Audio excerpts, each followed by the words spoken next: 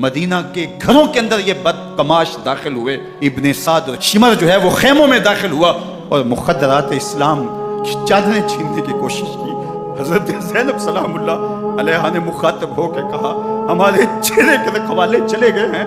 जालिम तू ख्याल नहीं करता हम रसूलुल्लाह की बेटियां हैं। हजरत शहरबानो, हजरत ज़ैनुल आबिदीन और हजरत ज़ैनब सलामुल्लाह अलैहिम, इन तीनों को एक ऊंट पे बांधा गया और बाकी ऊंटों पे बाकी सादात को, हुजूर की शहजादियों को बांधा गया, रस्सियों में जकड़ा गया और ऊंटों पे बांध करके कुफे की जानब आगे आगे शहीदों के सर चल रहे हैं और पीछे ये काफिला चल रहा है। और जब ये काफिला वहां से गुजरा जहां लाशें पड़ी थी, इमाम ज़ैनुल आबिदीन 14 साल के थे और बीमार थे और उनका हौसला न हुआ, वहां गशी उनके ऊपर आने लगी। और वो मंजर इब्ने कसीर ने, बाकी लोगों सब ने लिखा है कि फिर जब उनकी ये हालत हुई तो फिर सैयदा ज़ैनब सलामुल्लाह अलैहा, जिन्होंने अभी तक बड़े हौसले के साथ सारी मुश्किलात का मुकाबला किया था, अब उनके बंधन टूट गए और आंखों से आंसू बहने लगे। और सैयदा ज़ैनब थे इमाम हुसैन रज़ियल्लाहु ताला अन्हु की लाश पे खड़े होके, और वो रोंदी हुई लाश, टूटी हुई हड्डियां और वो बरेना बदन,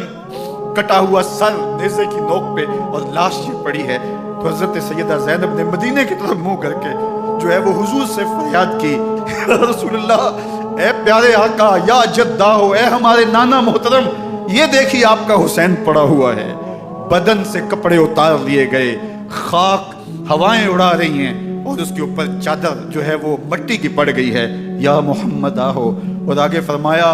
हुजूर आपकी औलाद काट दी गई, और फिर कहा बना तो कस सवाया, हुजूर देखिए आपकी बेटियों के हाथ बांध दिए गए हैं, ऊंटों पे कस दिया गया है,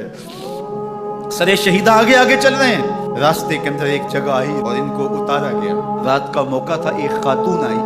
और उसने कोई खाना पेश किया इनको और कहा कि मैं किसी ज़माने में हज़रत सैयदा फ़ातिमा तो ज़हरा की नौकरी किया करती थी,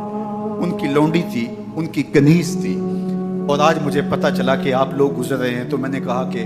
मैं अपनी मखदूमा के ख़ानदान की खिदमत करूं। और फिर उसने कहा कि उस वक्त सैयदा की गोद में एक 6-7 माह की बच्ची थी जिसको ज़ैनब कहा करते थे। तो सैयदा ज़ैनब ने कहा कि अम्मा अगर पहचानती हो तो वो बदनसीब